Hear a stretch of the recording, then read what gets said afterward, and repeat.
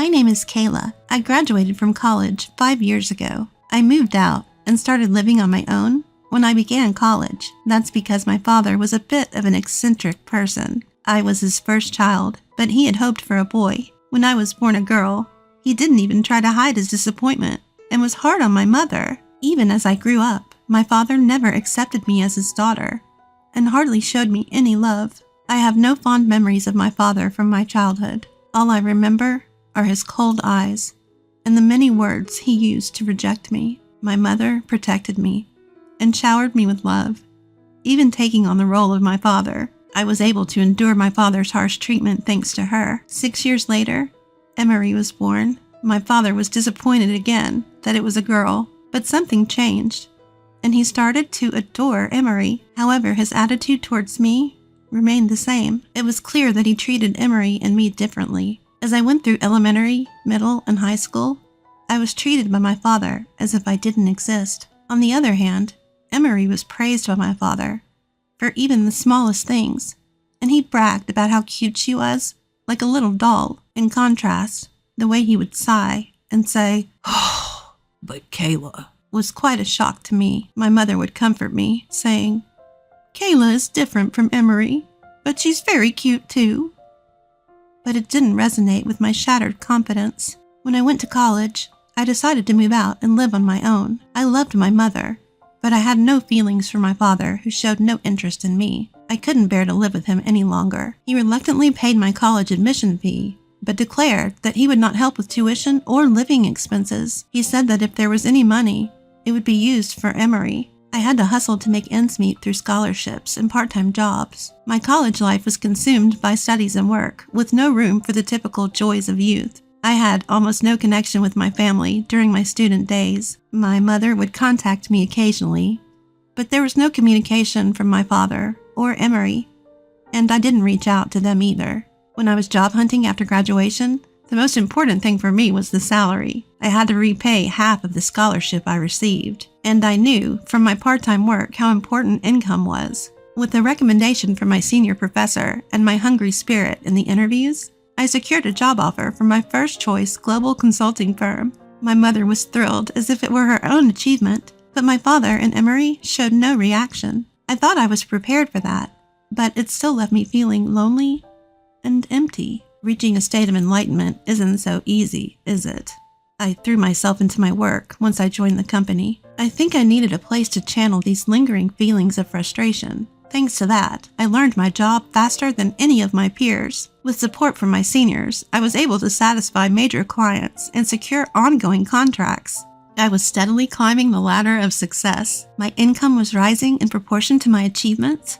5 years into my career, I'd grown into a leader, trusted with multiple projects. During this successful period at work, I received a call from my father, who I hadn't heard from in years. "Your mother's had an accident and is paralyzed on one side. I want you to come home and take care of her. You're probably just loafing around, so I'll give you a task." I was shocked to hear that my mother needed care after an accident. I hadn't told my father about my job, so he had assumed that I was unemployed and useless. But more than that, I was worried about the misfortune that had befallen my mother. I didn't want to return home, but my desire to help my beloved mother was stronger. I immediately applied for remote work at my company. Fortunately, my global company was ahead of others in allowing telework, and the environment was in place. I decided not to cancel the lease on my current apartment, thinking it might be best to keep it, even though it seemed wasteful to pay rent. So, I returned to my family home, taking only what I needed. It had been about 9 years since I left home to go to college. My mother's condition was more serious than I had thought. She was paralyzed on one side and couldn't walk on her own. Luckily, her mind was unaffected, and she could speak normally, but her immobile body looked very painful. I confronted my father about why he hadn't contacted me for the several months since my mother's accident and her home care, but he was as indifferent as ever, saying, "Telling you wouldn't make her better. I called you this time because I had no choice." Indeed, I, not being a doctor, couldn't do anything to help my mother recover. But I couldn't believe a father who wouldn't inform his daughter about her mother's plight. Months after my mother became immobile, the house was in a terrible state. Clothes were strewn everywhere, dishes were piled high in the sink, and the rooms were covered in dust and garbage. My mother's care had been completely neglected, and her back was covered in bed sores. I had no expectations of my father, but Emery was supposed to be living there too. What had Emery been doing? The answer became clear with her first words. I can't do housework, so I can't take care of Mom either. I'm relieved now that Kayla's back. Emery, spoiled as she grew up, had become a self-centered person who couldn't do anything around the house. I started by cleaning the rooms. The mess and the dirt that had accumulated over several months couldn't be fixed in a day, and I spent nearly a week on this task. It took me that long because I had to care for my mother during that time. My mother kept saying she was sorry to have me care for her, but I cheerfully and energetically attended to her, hoping she would get better. While I was engaged in housework and caregiving, neither my father nor Emery did anything to help. Far from helping, my father would complain. The food tastes awful. What are you slacking off for? You're clumsy at taking care of your mother. You have plenty of time since you're just loafing around. Do it properly. To him, it was only natural that I should do the housework and caregiving.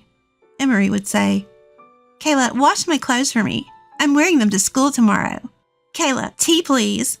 I was treated like a servant, especially by my father, who was convinced I was a neat. Indeed, I was mostly shut in my room doing telework, housework, and caregiving. But to my father, it seemed like I was just a shut-in. Even though telework was my main work mode, I still had to go to the office regularly. When I returned home, my father would sometimes be standing at the entrance, accusing me angrily. You're just a shut-in neat, and yet you're gallivanting around. Take care of the house properly. His angry voice echoed throughout the house. From behind him, Emery would add, you're really useless. Just going out to play? I was exhausted. Every time I left the house to go to work, I would be met with insults and sarcasm from the two of them. I had made it a habit to go to my kept apartment and relax alone, tidying up the room before returning home. I was truly glad I had kept this room. The unreasonable demands and harsh treatment from my father and Emery grew stronger day by day. You must have some savings. Even if you're a neat, contribute money to the household. My father, who worked me so hard, was now demanding money. I'm going on a day trip with my friends, so give me some funds. Emery, who did nothing around the house, was begging me for pocket money. What was I to those people? Not a daughter, not a sister. The painful days continued. One time, Emery screamed, My ring is gone, Kayla. Do you know where it is? Of course, I didn't know anything about Emery's ring, and I had no interest in it since our tastes were different. When I told her I didn't know, she stormed into my room. I was slow to react to Emery's sudden action, and I was a beat late in following her into the room. When I arrived, I heard Emery's triumphant voice from inside. See, here's the ring. Kayla stole it, didn't she? Emery came out of the room with the ring, pointing her finger at me and shouting. There was no way that thing was in my room. I immediately realized that Emery had set a trap. It was harassment for not giving her pocket money. Emery quickly tattled to my father, who had just come home. Stealing Emery's things. You're truly pathetic. I don't remember raising a daughter who would steal.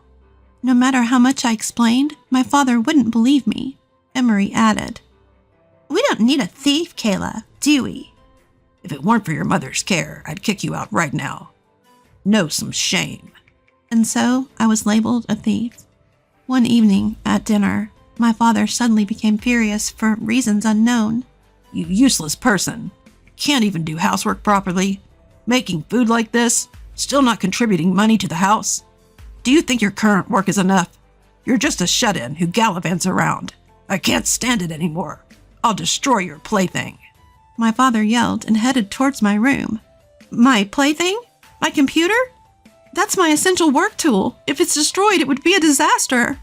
I followed my father to my room and protected my precious work companion, just as he was about to lay hands on my computer. Emery was watching from behind, smirking. Around the time my mind and body were reaching their limits, my mother passed away peacefully. She was always grateful for my care and was pained by the way my father and Emery treated me. I felt my strength draining from my body.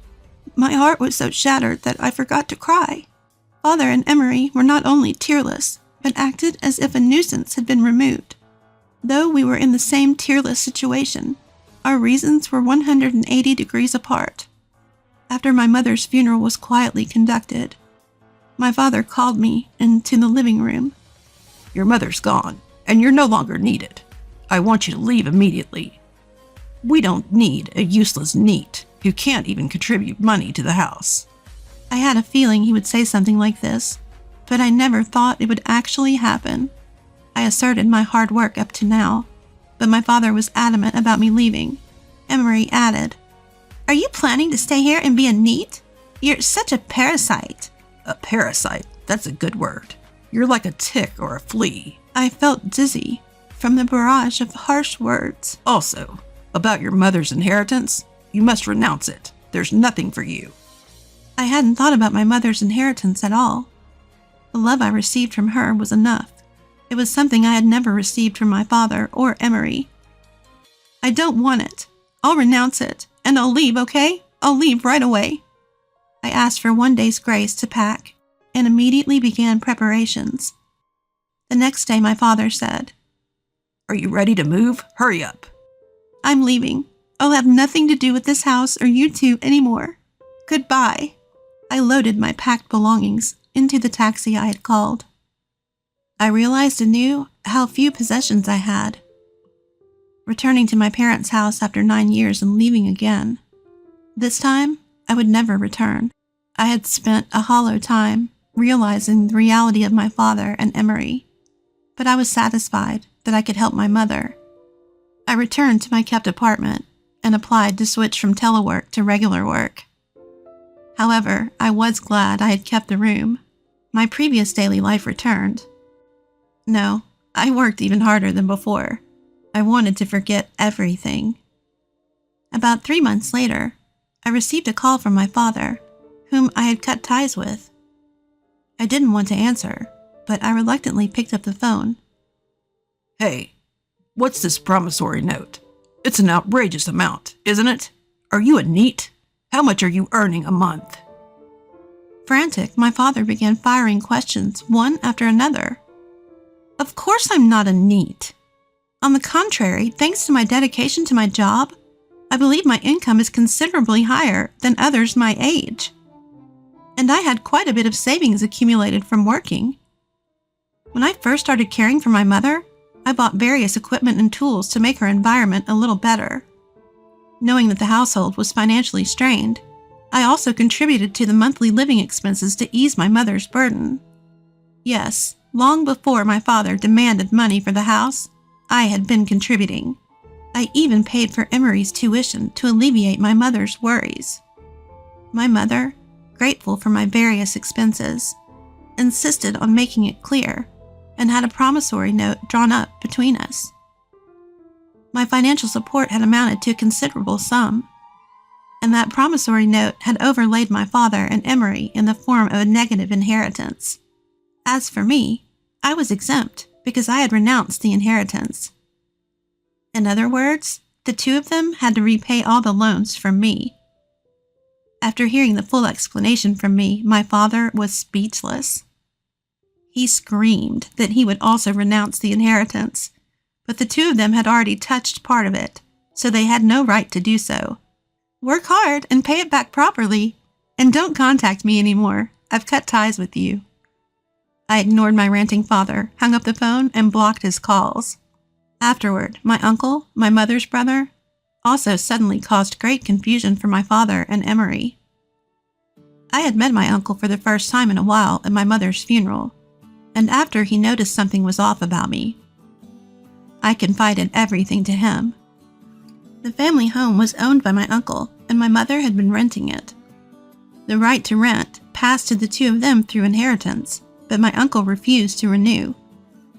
Legally, tenants had the upper hand, but they couldn't stand up to my uncle, and due to their misdeeds, they ended up having to leave. My father, who had been on the restructuring list at his company for some time, was finally selected and had to leave. Emery couldn't pay tuition and had to drop out, even though graduation was near. Father and Emery, who lost their home and jobs, moved into a small apartment. Most of my father's retirement money went to repay the debt to me. It would be difficult for him to find a new job at his age. Whether Emery, a college dropout, can find a decent job is also questionable. The two of them were becoming neats in a dark, small room. Thanks to my ambitious return to work, I succeeded in acquiring new clients and launching new projects. I was promoted to the first female division head. It's a bit late for a global company to have its first female division head. I am striving to nurture the next generation and make the company more open.